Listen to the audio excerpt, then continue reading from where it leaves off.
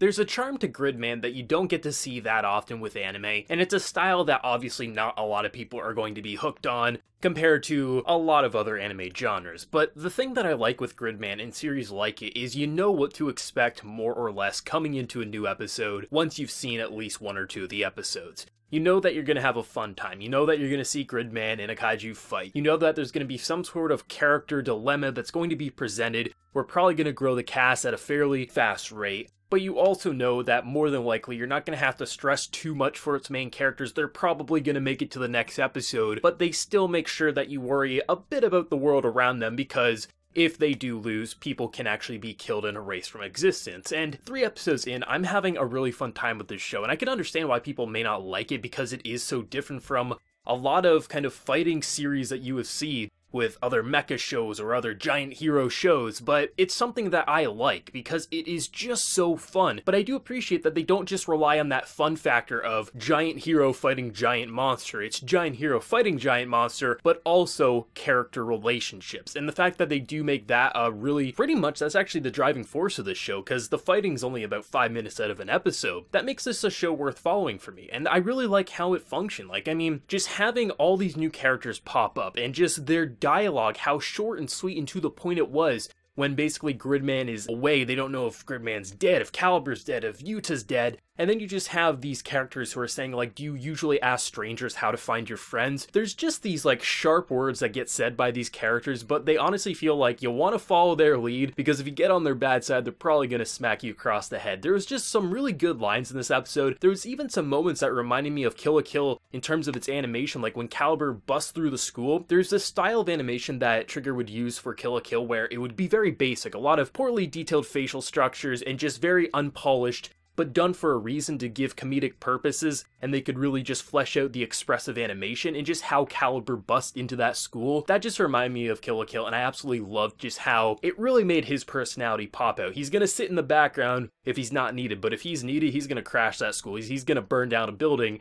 to get these kids to that computer screen. I just love that so much. And just the overall characters, like, I mean, it's obvious Rika loves Yuta, or at least I'm pretty sure they were probably in a relationship before all this, or she had a crush on him. I don't think you get that overworked about not returning a call unless you have some feelings deeper than a basic friendship. But just having these characters and how they were talking to one another, they never really feel like they're trying to oversell a scene. It's kids in school. Obviously, they're not maybe taking it as kind of crazy as most people would if they were put into a save the world situation, but they very much feel human. And just the joking of like, hey, what if you're actually fighting humans? Like, that could very well be a thing. And then when you actually do get into battle and you start seeing that this kaiju is now talking, well, maybe, yeah, I am fighting humans, so that's going to be a bit of an issue because I don't want to kill people. And I think just the way they introduce these lines, like characters will just be talking to one another, and you think that that's going to be the end of it, but then they translate that to actually being a prominent factor in the upcoming fight or the next part of the episode. And the way they're able to use these simple lines of dialogue to transition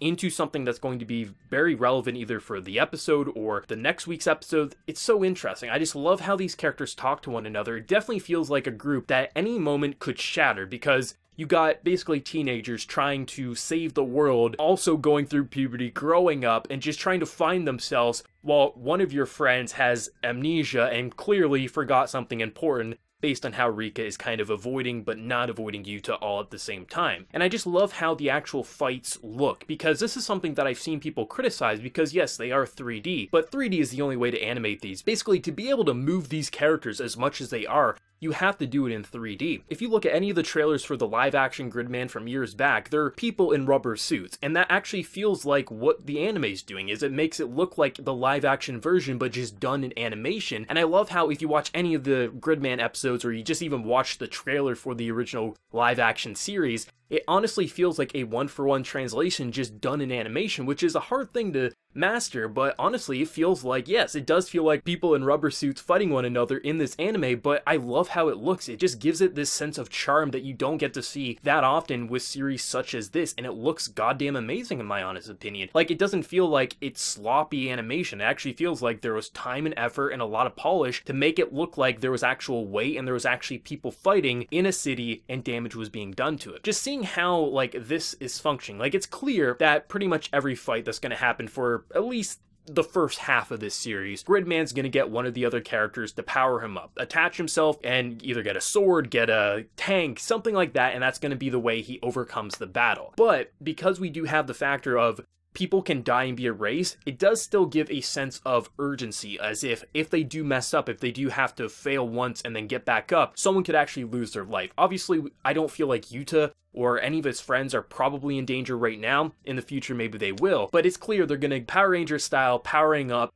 and defeating the monster. But because you do have that element to the civilians and the kind of general outsiders looking in on these situations, there is a sense of danger, which helps balance the scale out so it doesn't feel so one-sided, like, well, Yuta's always going to win, he's never going to be hurt. But how about his friends, or how about the people around him in the crossfire of all this damage? It helps balance that scale out quite a bit, but also, I do like how there is these constant ways to freshen up the battle by adding another character, by adding another attachment to Gridman. It makes these fights, even though you might look at them at a surface level saying they're the same thing we saw last week, they do feel a bit different because of the new additions to Gridman, but also the kaiju that are being created, like one that can actually talk and look human at certain points in time because of Akane's creation. And Akane's, she's just absolutely insane. She's complete evil. Like, I've had some people try to say, no, she's just a little crazy. She literally has no remorse for killing people. She absolutely is a lunatic, and she needs to be put out of her misery because she's absolutely insane. But I like that about her character because she doesn't feel like that overly anime villain just trying to do the evil laugh. And that's what makes her very frightening, because she doesn't think what she's doing is wrong, and she's absolutely deranged, and it makes for just very intriguing sequences.